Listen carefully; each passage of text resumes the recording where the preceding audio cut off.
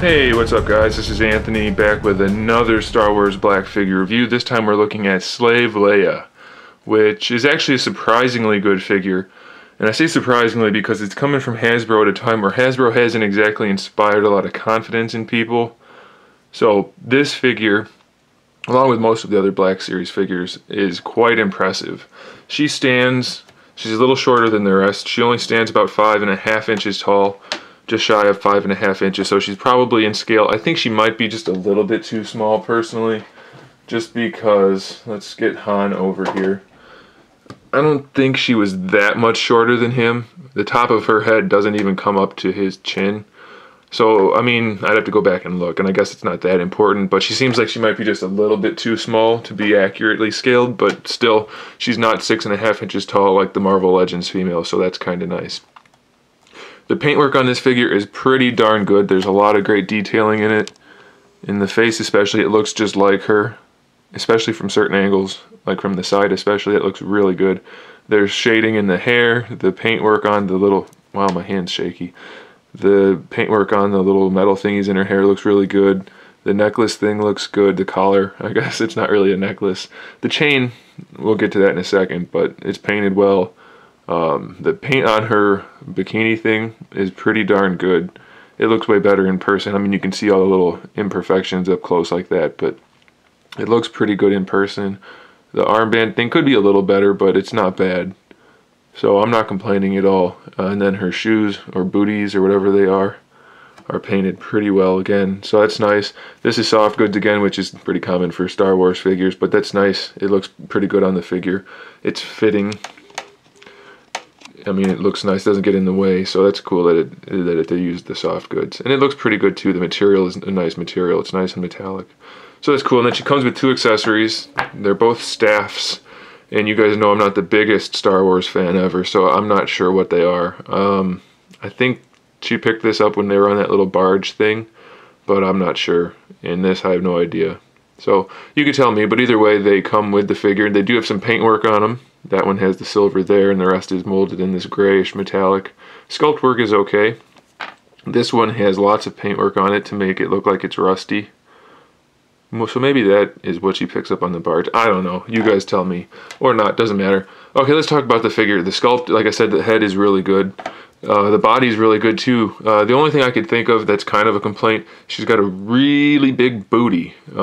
It's really, really wide. If you look, it's like way wider than her shoulders. I know that's normal on some people. I don't think she had that much of a hip thing going on, but maybe she did, so that's not a big deal, and it's not a problem either way. It's just something to note. The rest of the sculpt is really good. The hands are sculpted well, which is something Hasbro's been doing pretty nicely lately.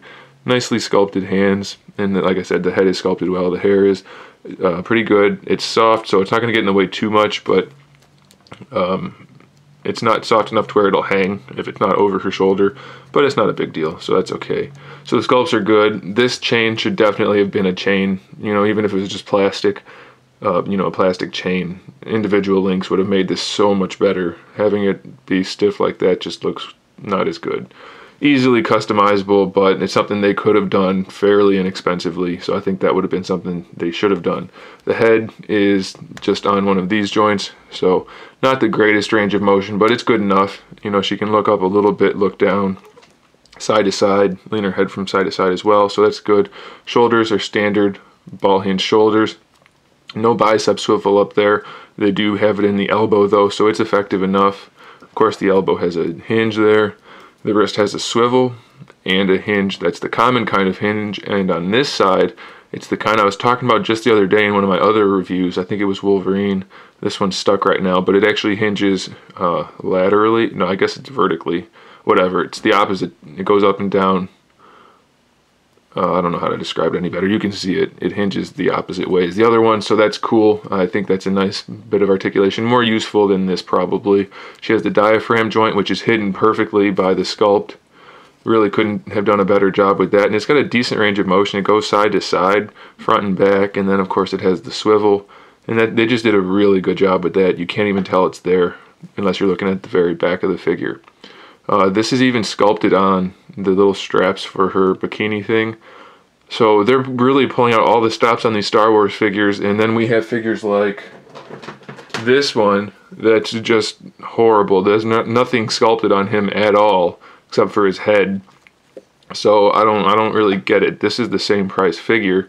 Sure, this one's bigger than her, but all the other Star Wars figures are this size. So I don't understand what's going on with Hasbro. They're not giving us what we want with Marvel, and they are with Star Wars, which is great for Star Wars fans. But okay, enough of a rant. So there's no waist articulation. It's all the diaphragm there. Then the hips are the new Marvel Legends style hips, kind of. Well, not really kind of. It's the same thing.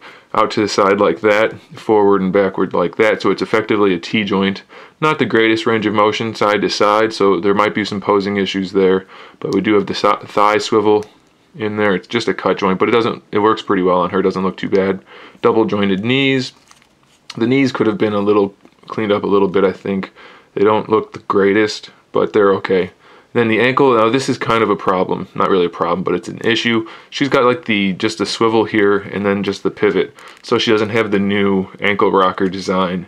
And there's almost no range of motion forward and backward at all. So that's kind of a bummer, but it's not too big of a deal. And it definitely is a really good figure, so I do recommend it. 100%, go pick it up. Thanks for watching, guys. Stay tuned for more figure reviews, custom figures, and other good stuff. In the meantime, keep collecting.